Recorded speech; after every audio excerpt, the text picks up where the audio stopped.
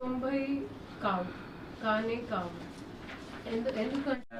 खाला को भी उसमें ऐड कर दिया उन्होंने मैपिंग में, फिर जैसा ताया को भी कर दिए जी, तो इसीलिए శాశ్వతం కాదు, చట్టం కాదు, వేదం కాదు, మ్యాండేటరీ కాదు. అంటే డిజిటైజ్ చేస్తే ఒక ఐడి వస్తుంది. సో మా ఫామ్ తప్పిపోయింది, ఆ షికాయత్ కూడా రావు ఈసారి. నా పేరు తొలగించినట్టే ఓకే. సో మీరు సగం ఫామ్ ఇచ్చిన, జస్ట్ సంతకం పెట్టి ఇచ్చినా పర్వాలేదు, మేము మళ్ళీ మిమ్మల్ని అప్పీల్కి పిలుస్తాము. కానీ మీరు ఎన్యూమరేషన్ ఫామ్ వేయాలి అంటే మీ పేరు రానే రాదు. సో ఇది దయచేసి మీరు కూడా మీ కార్యకర్తలతో మీ ఏజెంట్స్తో మాట్లాడేటప్పుడు ప్లీజ్ ఈ డేట్ రాసి పెట్టుకోండి. రేషనలైజేషన్ ట్రైనింగ్స్ మా బిఎల్ఓస్కి మేము ఇస్తాము.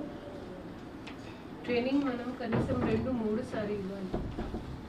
అన్ని ఒకటి జిల్లా స్థాయిలో ఇవ్వాలి, ఒకటి కాన్స్టిట్యూషన్ ఇచ్చిన తర్వాత ఎన్యూమరేటర్ వచ్చిన తర్వాత వస్తే ప్రతి ఇంటికి వచ్చి ఫామ్ ఇస్తాడా, ఫిల్ చేసుకుంటారు వాళ్ళు? ఇప్పుడు ఎన్యూమరేటర్ అనేది పదం వాడకండి. ఎన్యూమరేషన్ ఫామ్ లో ఎంత కొంత డేటా ప్రీ పాపులేటెడ్ ఉంటుంది, ఫోటో ప్రీ పాపులేటెడ్ ఉంటుంది, క్యూఆర్ మ్యాపింగ్ పెండింగ్ ఉంది మేడం ఇంకా. అది మ్యాపింగ్ డేటా ఇస్తాం. సో అందుకే మేము మా సిబ్బందికి కూడా ఆల్మోస్ట్ 90% అయింది. ఓకే,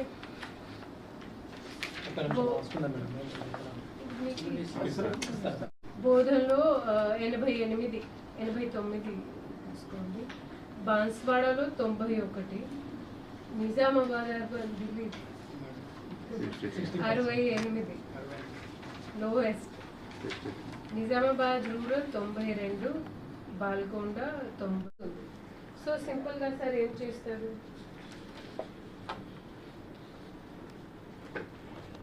ఇందులో 2 రకాలు ఉంటుంది. ఒకవేళ ఏసీ గారికి తన లాస్ట్ 2004లో ఉన్న పిఎస్ నెంబర్ గుర్తుంటే మంచిది, కానీ అది చాలా అతిశయోక్తి, అంతా ఉండకపోవచ్చు. ఎందుకంటే తెలంగాణలో 2009లో డిలిమిటేషన్ కూడా అయింది. సో సార్ ఇప్పుడు బహుశా ఎలా వెతుకుంటారు, తన ఎలక్టోరల్ డీటెయిల్స్లో ఆయన తప్పకుండా పెట్టాల్సింది ఏంటంటే ఆయన స్టేట్, ఆయన ఏ రాష్ట్రానికి చెందిన అప్పుడు.